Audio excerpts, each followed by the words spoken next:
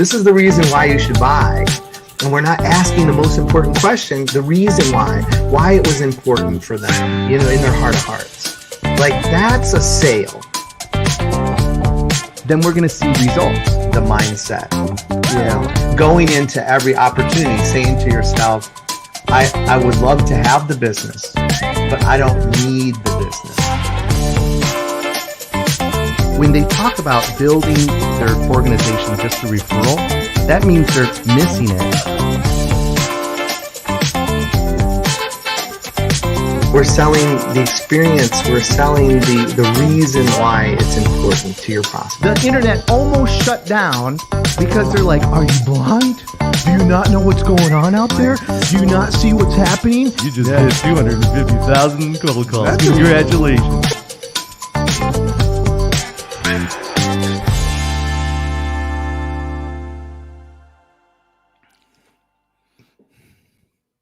That's great. That is just great. I love watching it every time.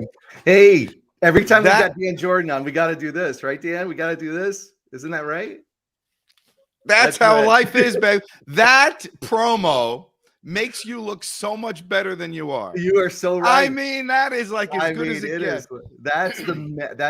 That's movie magic right there. That's tell you what.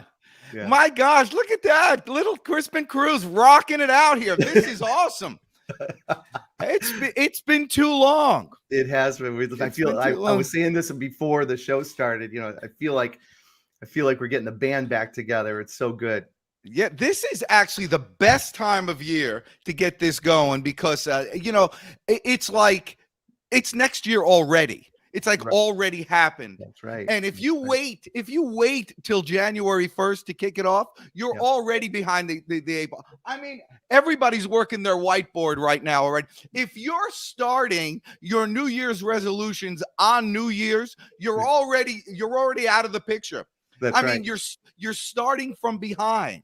Yep. It makes no sense. It's like you're facing the wrong direction. Everybody's on the starting line right now, and you're facing the wrong direction if people are waiting till January 1st. All right, but listen, I got to give sorry for these. You are ready to go this morning. I love it. I love it. I love it. All right, let's talk a little bit about. Well, first, let me just do a quick introduction. Dan Jourdan, everyone. The sales energizer, sales guru. He's written many different books about sales. He's had tons of experience, decades of experience in this, in his craft, and he continues to grow. And he is he's one of the best business development guys I've ever met and known. And my life has gotten better because I know the Deej. And I'm telling you, we've done a lot of work together in the past, and I owe him a debt of gratitude. So I just want to start by saying that. Dan, let's just jump into it a little bit. I mean, let's tell our listening audience and those that have decided to tune in today. I mean, let's tell them a little bit about, the Sales Energizer, your company and obviously what you do. Oh, like anybody cares. That's listen, the Sales Energizer is it's just my brand. That's what it is. And it came about. It was just the Energizer because that's all I had. I mean, I didn't have the looks. I didn't have the athletic ability. I didn't have the grades. All I had was just some sort of energy and the willingness to be embarrassed. And so I just focused that energy on sales. And a lot of people don't even know what sales is, because a lot of people think if you're just a sales guy, it's almost like it's manipulative and almost malicious. But I have this kind of Eastern European immigrant in your face, get it done, make things happen, streets are paved with gold, let's go make a career type of thing. And I geared that into sales, and probably the best definition I could think of for sales is selling is the act of someone intellectually engaging in a future result that's good for them, and getting that person to emotionally commit to getting that result. And the best way I found to transfer that information is by over the top enthusiastic energy. So that's the sales energizer. How's that for an answer? That was That's an a good answer. one. That's a good one. That's I a good tell one. We're you going to that put that right one in the now. books. So tell me a little bit about why, when did you decide to get into sales, Dan? When did you say, all right, this is the time for me to do this, and these are the reasons why? What the hell kind of question is that? That wasn't on the list. All right. All right, I'll tell you. I was 13 years old, and family friend came over. Somebody, by age, it was like bar mitzvah time, and so a lot of people are coming over. So you're almost a man now, and so like you've already stopped listening to your parents, and so like neighbors and friends of the family would come.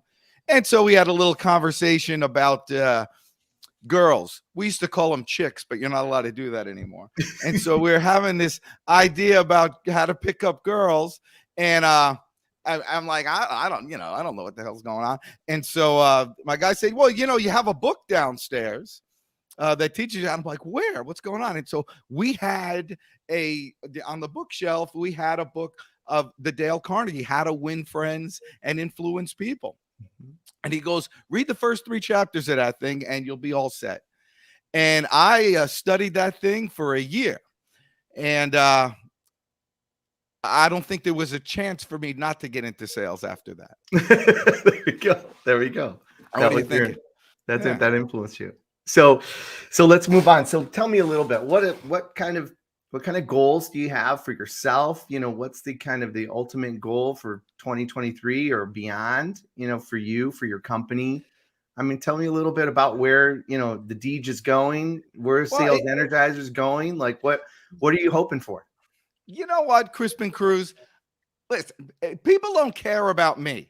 This is what people need to do with the show. What we're doing, when people are watching, I'll tell you what they want. They don't care about my goals. You know what they care about? Their own goals and their own way of figuring out how to share what they do to other people. See, here's the biggest thing with sales. People, you have a body, right?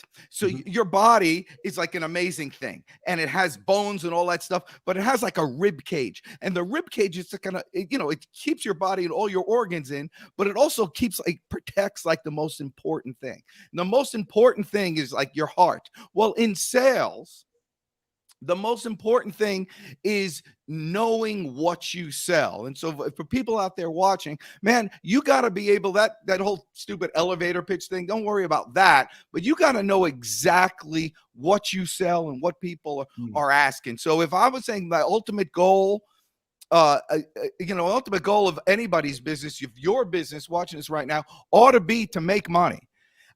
Because when you have more money, you're able to help more people. You're able to help your family. You're able to inspire, give, all that stuff. Your job for your business to earn more money. And to do that, you need to know what you're selling and what you're giving to the marketplace. So if I can give you anything out there watching, I'm going to say, figure out a way to answer the question, what do you do? Very succinctly.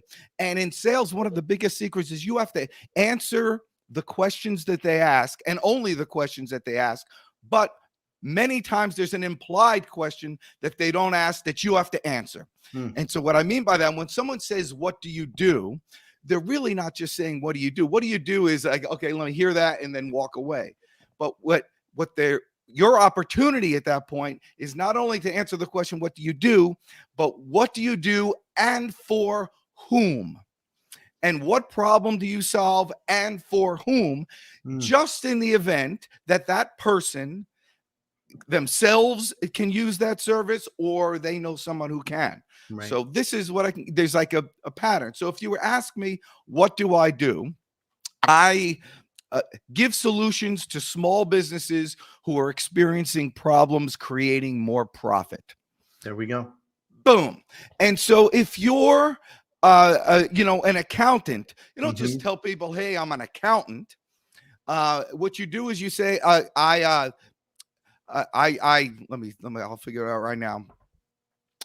I sell a program to small businesses who are having trouble paying too much taxes.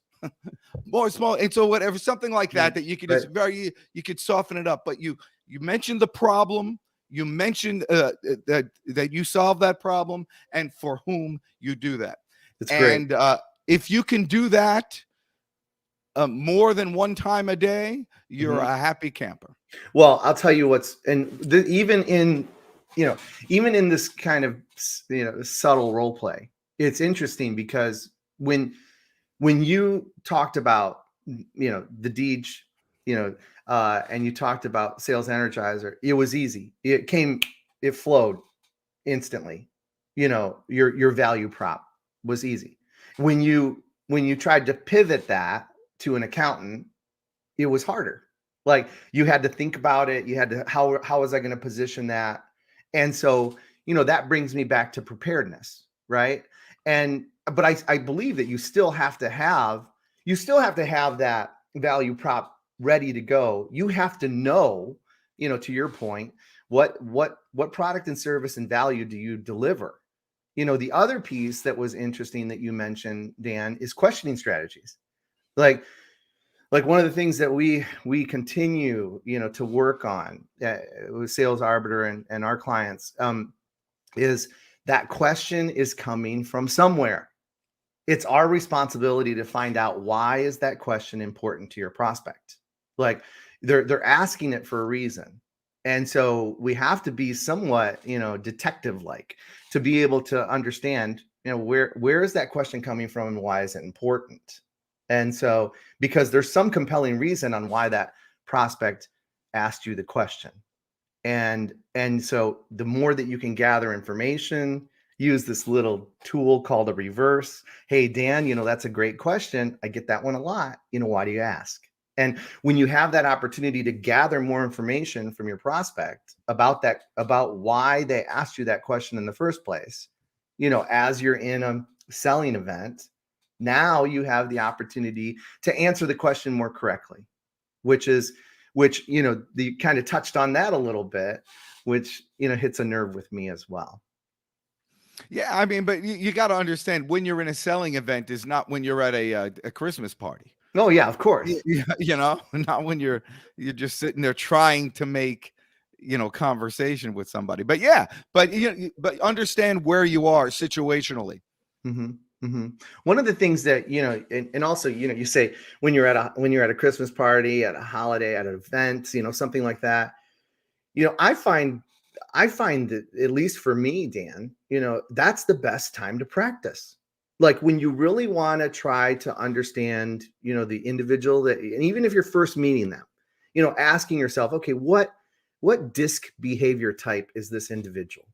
And then trying to match and mirror and ask good questions and interact at a high level. I mean, honestly, Dan, one of the things that I do to practice is, when I'm in a social situation, is, I use every social situation, whether it's with my inner circle of family or friends or colleagues, I use that time to practice, to try to really engage at a high level with the individual that I'm talking to. And so, to be quite honest, I treat everybody like a prospect. That's what I do. Now, I don't know if that's right or wrong, or if you have any ideas on that, but that's kind of how I continue to practice my craft, to engage with people when I have the opportunity to either first meet them, see them again, or even if they're longtime friends. What are your thoughts on that? Hold on. This is what happens. This is what happens when you have too many Bluetooths going. All right. Well, listen, I based on what you said, that's why you have no friends.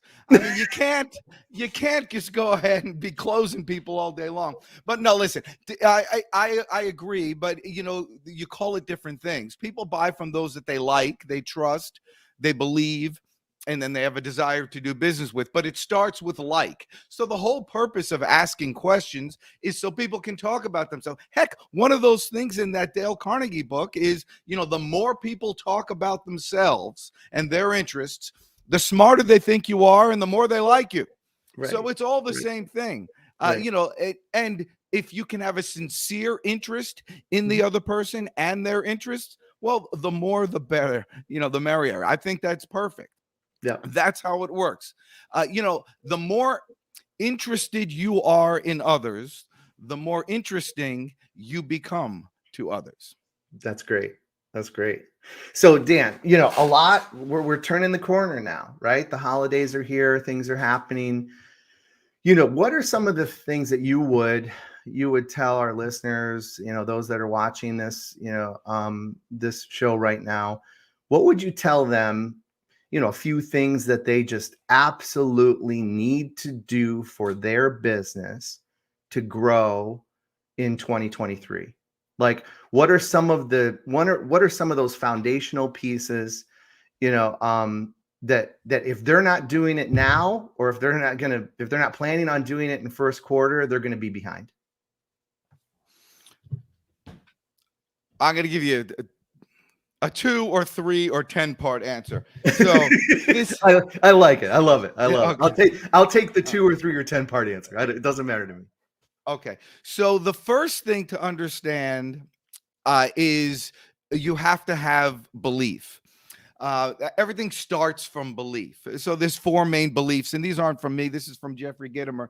But the 4 main beliefs are belief in your company, belief in your product, belief in yourself, and then the final belief, which is that your prospect or customer is better off getting this product or service from you, being sold from you, even if it's the same as somebody else, sells a thing. Because it's coming from you, they're better off than anybody else in the world. So you have to have those core beliefs. Once you have those core beliefs, then everything is possible. And then And the third one of that is belief in yourself. If you believe in yourself that you are in the right place at the right time for the right person with the right product and all that, you have to understand how valuable your time is.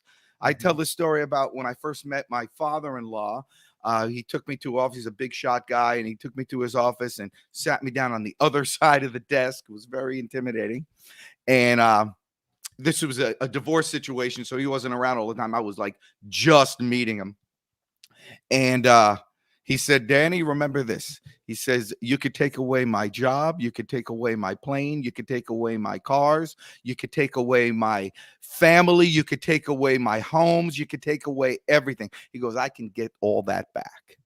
He says, you take my time and it's gone forever. He says, time is the most valuable asset you will ever have. And as soon as you realize that, you have a chance. Do not waste my time and don't waste your own. So what I would tell people right now, with less anger than he gave it with me, is plan your flipping day. Plan it. I mean, you don't have to be as neurotic as me in my 19th century Franklin planner, but if you could do anything for 2023, practice time blocking.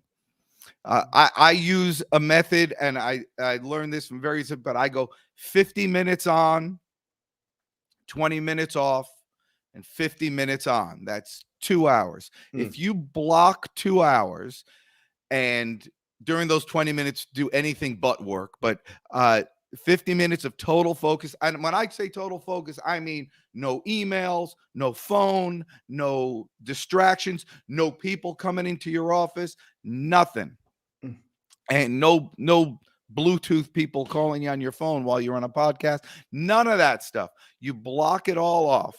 It is astounding how much you could get done if you plan your tasks that you're going to do and give yourself focused time to do it. And now, if your focus is your 2-hour time block is, to go out and run errands and do whatever, that's great. There's your 2-hour focus. You'll get it all done. but how many times do you have a list of things to do and nothing ever gets done?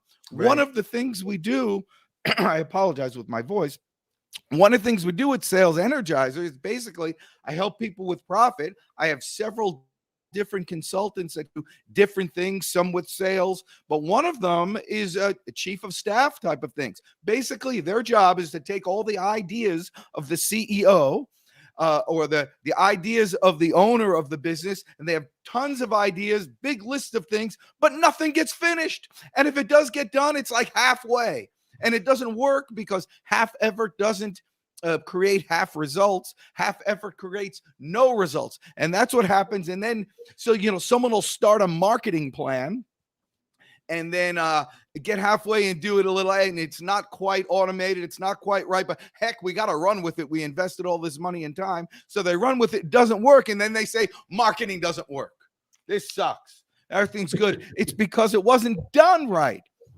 And so sometimes just getting stuff done, and the way to do that is to manage your time, focus your energy, make a plan, and get it done. So that's awesome. My recommendation.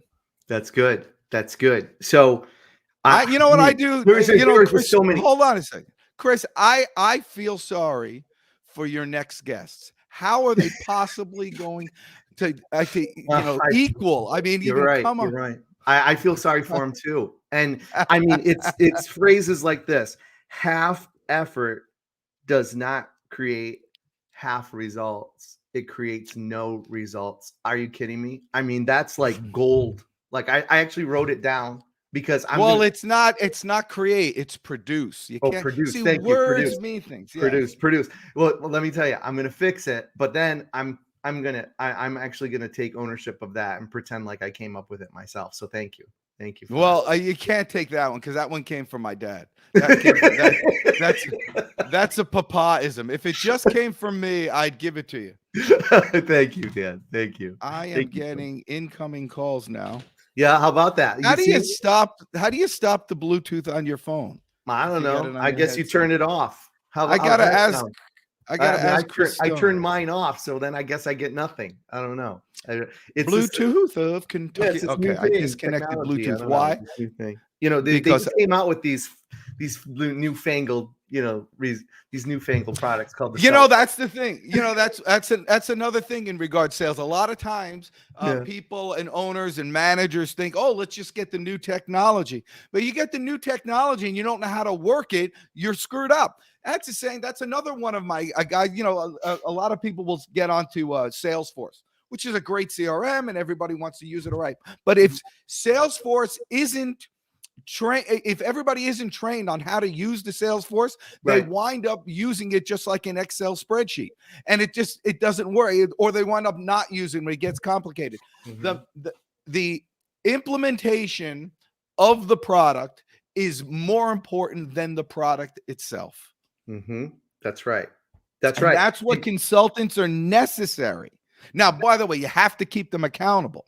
In other words, consultants, even like Sales Arbiter, ultimately everybody's based, it's a meritorious. You're based on how well you do. And the great things about, businesses, and we generally deal with business, is a lot of numbers are involved. Mm-hmm. And you can count numbers.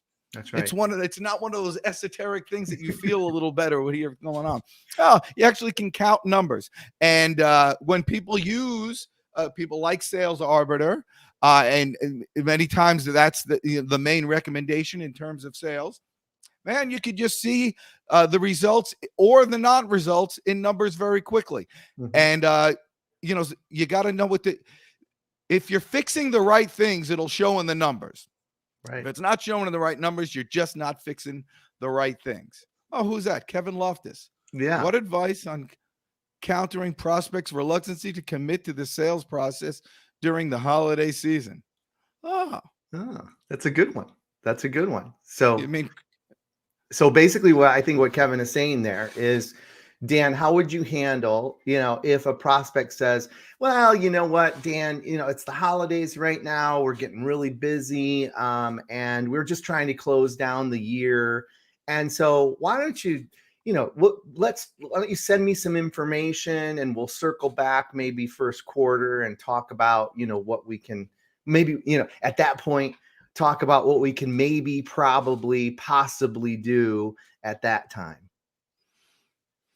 Well, it all depends on the conversation you're having. If someone just, you could tell if someone's kind of just blowing smoke or not. But what I always do with this, I say, first of all, the rule of overcoming objections, Kevin, is always agree.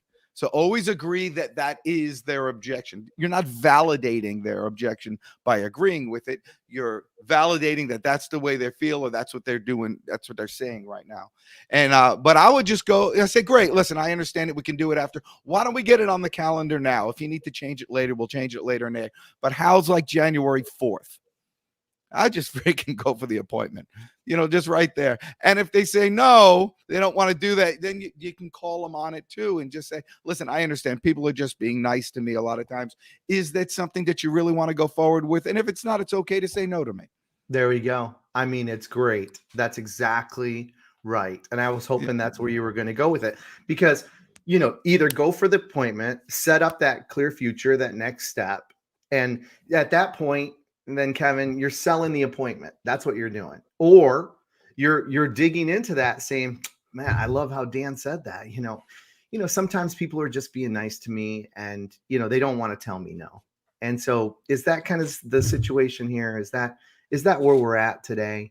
Help me understand, where would you like to go next? And so I just think that's awesome. Yeah. And again, it depends. You want the same result. Mm-hmm. So you're going to get there, but use your own words. I know Kevin just happens to be the nicest guy on the planet. He's even nicer than Chris Stone. Right.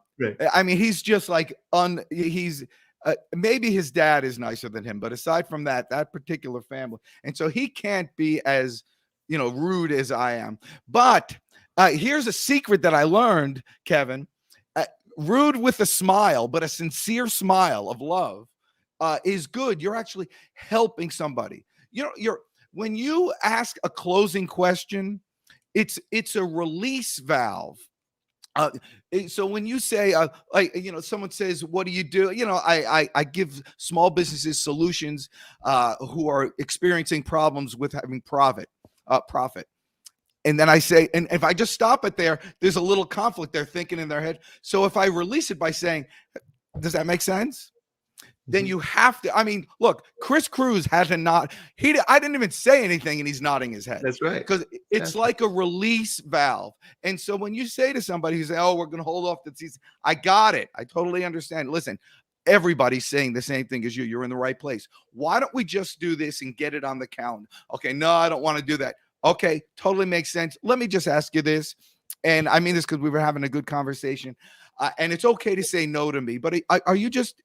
A lot of times people are trying to be nice to me because I'm so nice. You can smile a little bit and you can get them to laugh a little bit. And then you can smooth it out and let them go. You say that, they'll set the appointment. Yeah, we had a question from Austin Johnson also. Yeah, I have my notepad out. He says, any advice on B2B sales through LinkedIn Sales Navigator? Oh my gosh, Austin, be a human. That's what it is. That's the problem. People, first of all, you have to have some sort of video. If it allows you to do some video on there, what have you. But I'm going to teach you the 7 magic words, Austin, and it works for everything, especially on LinkedIn. These 7 magic words are, I wonder if you could help me. But be serious. So if you start your connection on Navigator with that, hey, I wonder if you could help me. I'm looking for people who can do this. Boom. Would you be that person, or would you be able to introduce me? There you go. And short and sweet and to the point. I got one, just the other day from this guy that's, wants to talk to me about and Sales Arbiter about a marketing program that they could put together for us. This thing, Dan, was Moby Dick. It was freaking, 3 pages. If I would have printed it out, it would have been 3 pages long. What are the first 3 words? Who's going to read that? What are the first 3 words of Moby Dick? I have no idea. Call me Ishmael. It's like the most famous thing. Okay, thank you for Okay. that. I've got Okay. our audience needed to hear that. You But know let what me I ask- also learned? Oh, I'm What? going to let you go, but I also learned that 2 glasses of grape juice a day gives Yeah. you the same medicinal benefits as 2 glasses of wine, That's and really you good. wake up earlier in the morning when you That's have the really grape juice. That's really good. Yes. That's Okay. good. So, That's good, interesting advice for yeah. our Well, audience this morning. listen, I know. people need to know. Yeah.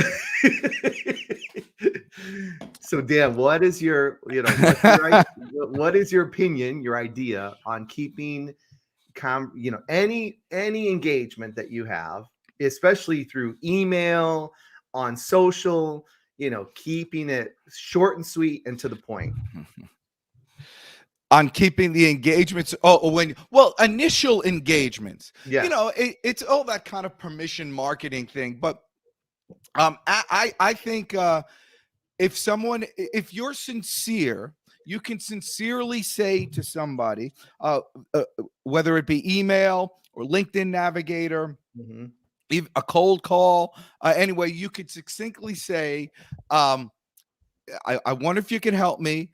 I was checking your personal. I was checking out something about you on your website. I found a cool thing that'll help you do this, this, and this. Instead of a long email, I made this short video. Click here if you're interested. Or instead of doing that, I have a 24-hour free phone, a recorded line that you can get a small step. So this is who I am. I saw something personal about you. I like saying, instead of writing a long email, I created this. If I created this link and they click on the link, you've got their permission. There we go.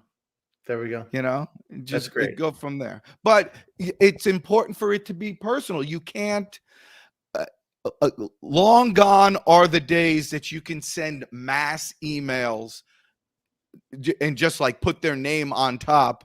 And for them to feel, you could smoke that out. You could feel that when you get those things. So it's easy enough to personalize it. Better to send 10 personalized emails, introductions, stuff a day than it is to send 1,000 impersonal ones. Yep, that's right. I agree 100%. I agree 100%. So you touched on it a little bit, Dan. And before we get to the Sales Arbiter 7, I'd like to talk to you the about Sales Arbiter 7. Yeah, I'd like to talk to you about a little bit about process and procedures. How important is it to have sales process, sales procedures in place? If you're going to aggressively grow your organization. What's your ideas on that, Dan? All right. As usual, it's everything I do has 5 fingers to it, so it goes all over the place. Right. Which is not a bad way to live, by the way. 5 different marketing aspects, 5 different approaches, 5 different jokes to use in different situations. So, first, understand that not everybody wants to grow. A lot of people, you think that growth gives them this, flowery kind of, nirvana type of feeling. Growth for a lot of people means more work. More customers for a lot of people means we got to hire some more people. We got to buy some more truck. More work, more growth means more problems. And so that's not a good feeling for a lot of people. So go the other angle. What they want is generally more income. And so sell more income. Don't sell more growth. It's a different kind of feeling. I got an idea for you to earn more income without investment.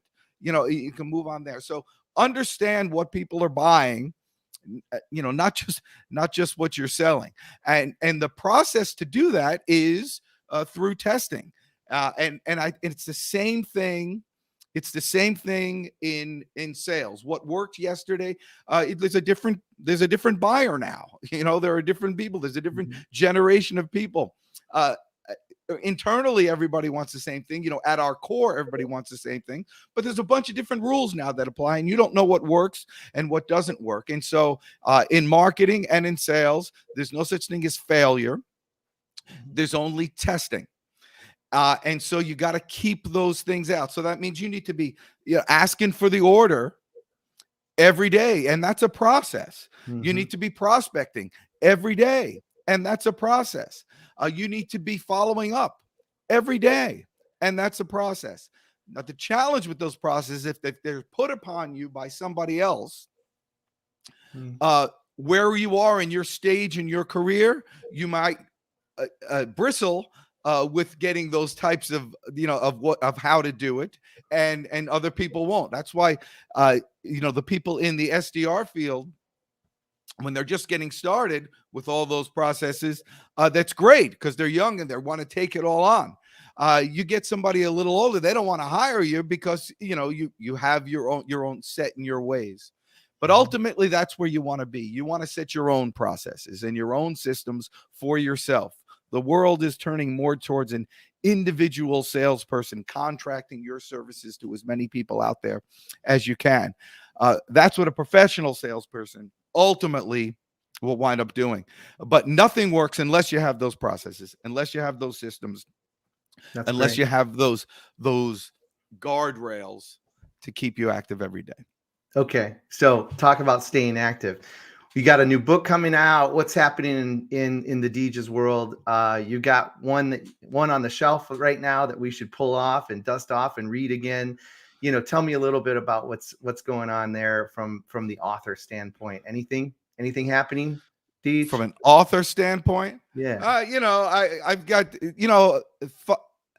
I'm a guy that writes lots of vignettes. And so I'm always writing. And so I have, I probably have a book or two in the can, but I just have to put them together with different things. I talk about Gittimer again. He has like 15 books. He says he never wrote a book. He just writes articles. Yeah. And when you have enough of them, you put them all together and then you're good to go. So, books are fun and all that stuff's fun. I'm just out there playing around. One of the things we have to remember with this business is that it's not all that serious. It's supposed to be fun. You're getting a chance to meet new people every day, and practice your skills of communication and getting people to like it when you're hanging around with them. It's a good place to be. And it's a good time to be here. It is. Hey, we got another question from Brittany Kirk. What can one be doing right now to get ready to start their 2023 sales strong? We kind of talked a little bit about that, but yeah, well, listen, a lot of people don't like setting goals, but I think it's important for you to set, pretend it's 2023 right now, and it's set 90-day goals. And it's heck, and then after that 90th day, go on vacation. So set your vacation right now. A week off that you're gonna do. You could call it a retreat, whatever you want to call it. But set your vacation right now for 3 months from now, and set your goals of what you're gonna do until you get there. And just do that. And I say, starting 2023 off, you ought to be doing that every 3 months for the rest of your life. oh my gosh, that is good. Dan, you are giving some freaking gold nuggets today. It's awesome. Yeah, they're platinum. Yeah, that's right. Platinum nuggets.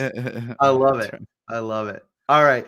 Hey, let's go ahead and jump to the Sales Arbiter 7. You okay with doing that? The Sales Arbiter 7. Yeah, this is like the Magnificent 7. Trivia. It is. Do you know any of the actors from the Magnificent 7? I do not. I mean, even Yul Brynner.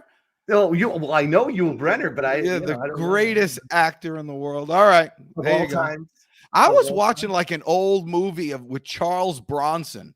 What a stud! These old actors were like monsters. They were cool as can be. I'm glad you're talking about actors because there's no I don't me well enough to know I'm never the smartest guy in the room, Dan, and so everything that I do, I just take I take things from other people and then repurpose them for myself. But this is actually a tribute to James Lipton, and if you remember him, he would ask at the end of his interviews, he would ask 7 or 8 questions of every one of his guests in the actor's studio. And James unfortunately passed, about a year ago. But I kind of modeled this after him because it's interesting. Like there are Oh, questions that guy that they're- I they're- remember him. That very highbrow. yeah, Yes, highbrow. Yes, yes. yes. During the intergalactic spasmatic Yeah. interluders That- that were infused into the bathroom. Yes, That's right. right. But I always enjoyed the information that he was able to draw out of those actors that would be guests on his show. And so intergalactic spasmatic, that's exactly right. That's Yeah, not every that's not the word. quote. Every word had 4 syllables in it. There we Oh, go. Grant Duffy causing trouble. Oh, QBR, Monte Kia. What a nightmare, those QBR. I was watching another guy on a Zoom call in the Q. He was doing his QBRs. He's for a larger company. I think it was Oracle or something. What a nightmare. It's just like everybody acting. Right. Yeah, everybody's just making stuff up and they know it. It's like guys hanging out together. Yeah. Everybody lies to each other and we love it. It's like a bunch of guys hanging out with each other. They just lie to each other. Yeah, the worst thing is, your wife comes while you're hanging out and she's always like, that didn't happen. You didn't say that. That's not right. She screws up all your lies. Right. All right. Right. The dreaded QBR sales dread going over every deal in their pipeline in front of an audience. Sales managers have to comment. Yes. I don't know what to say about it. It's a crappy job. I mean, how can you say it any more clearly than that? It's a crappy job. Here's the thing. You're earning a lot. If you're doing QBR reports for a big company, you're earning a lot of money. Now you're about, they'll give you 2 quarters and then you're fired. I got it. So there's pressure on there, but that's the price you pay. I will tell you this though. If most people, especially the older guys who are sick and tired of this, really don't prepare. And it's obvious those who don't prepare and those do. Grant Duffy, if you want to dominate, you freaking go bananas on those QBR reports. You make them more important than your customers for that week that you have to do this. You just put everything aside and they'll give you like a slide bank. You go with their whatever pattern that they use and you go over the top, above, crazy video interviews, the whole shebang. You blow everybody away on those QBR reports. You make other people, the person that goes after you needs to feel like a loser. That's how much. And if you do that, you will keep, they will never forget it. You're always the guy who kills it on the QBR reports. Yep. There you go. Intergalactic Masticator. All right. Awesome. All right, let's go. Let's go with the Sales Arbiter 7. Okay. Also known as the because this SA. Is only listen, this is the reason that people are listening today is because they want to know this information about Dan Jourdan. They want to know this personal information about you. Oh, yes. And that's the reason why. One word answers. Because you are truly the star of the show. It's not, this is not my show. It's the Deej's show. As if I didn't know that already. All right, let's go. What is your favorite word, Dan? What's your favorite word? There's several of them. Taciturn is one. Taciturn. Vestibule is another. Yes. Onomatopoeia is another one. Yeah, I think I'll go with those 3. Okay. Taciturn's a good one though. It means soft-spoken. Soft-spoken. Yeah, yes. Which you always are. So I can understand why that's your But you sound very highbrow when you say, he's very taciturn by nature. There we go. Okay, good. What is your least favorite word? My least favorite word. Mm-hmm. I know the answer to this. I have a headache. I don't know. Let's see. What is my least favorite word? Yeah, I like words. There's something that Um, you absolutely do not like and you do not use, though. oh, swear words? Yeah, curse. Yeah, yeah. I don't. Yeah, that's true. I don't curse. It's a weird thing, and I don't know when I picked that up, but I do not curse. Nobody could ever say a time Yeah, that that's they've heard great. me curse. It's Yeah, I beautiful. don't do it, but I'm not offended if other people do it. Right. Uh, but you know what happens is, uh, women will not curse in front of me. That's They good. just they just won't do it, or they'll apologize up and down if they do by mistake. And I've Oh, never asked people not to, but it's an that's odd interesting. thing. Okay. Um, what's something that could make your day? What's something that could make my day? I got a text yesterday um, from who? Van Sickle. Yeah, I can't believe Van Sickle's not on this. Some guy. So what I do is I do stuff for companies that they pay me for, but for individuals, I do it for free. And Mhm. so Van Sickle is one of those guys that I coach for free. Just it works out well for me because this way I don't have to keep on a schedule, just Mhm. work or whatever.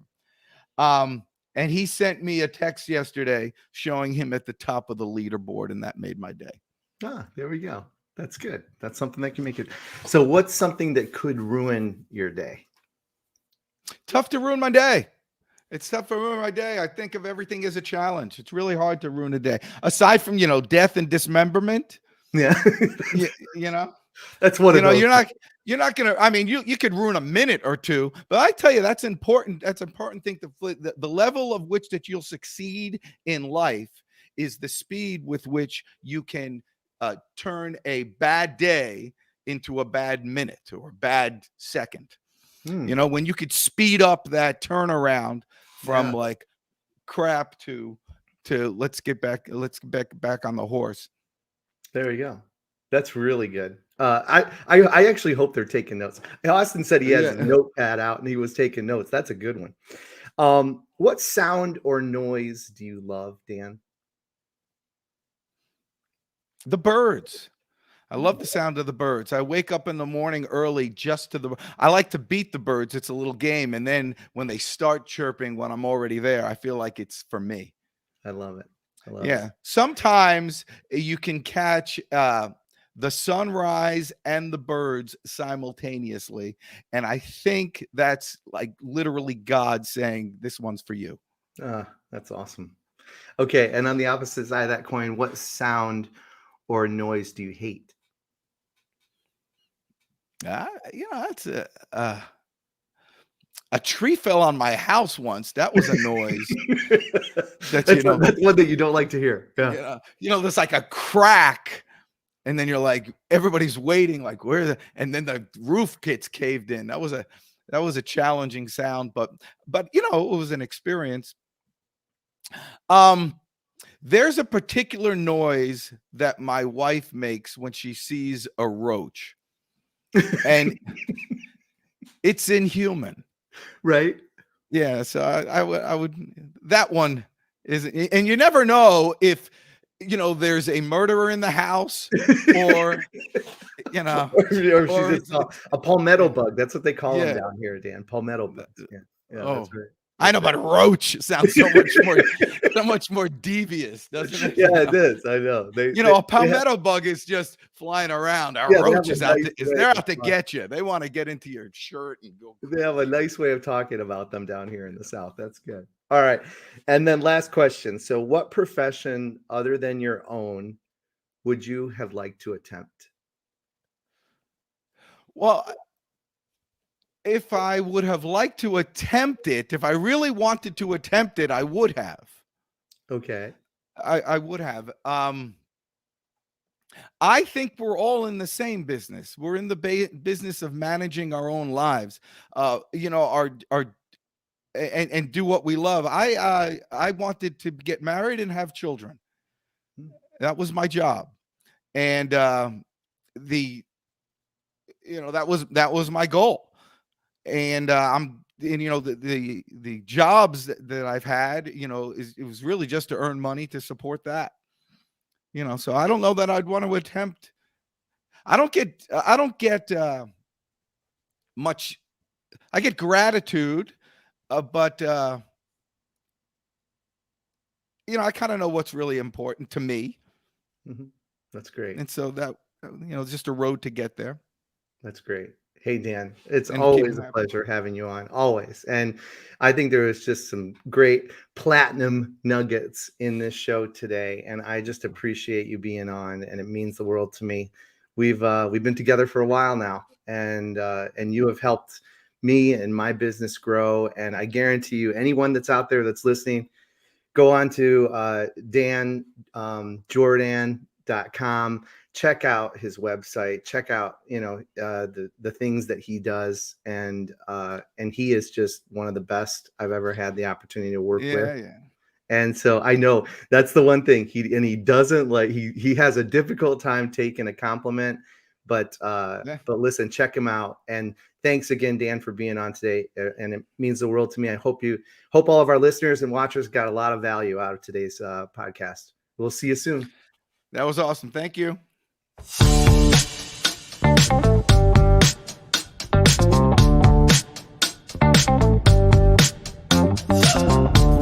This is the reason why you should buy.